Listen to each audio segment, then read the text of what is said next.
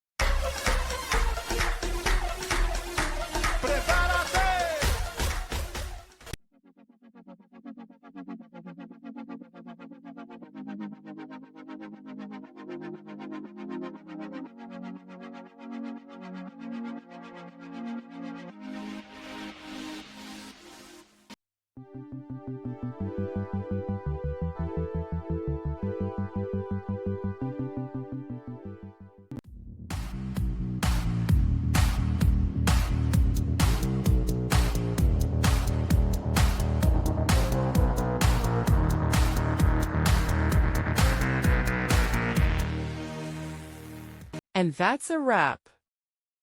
I hope you found the answer you were looking for.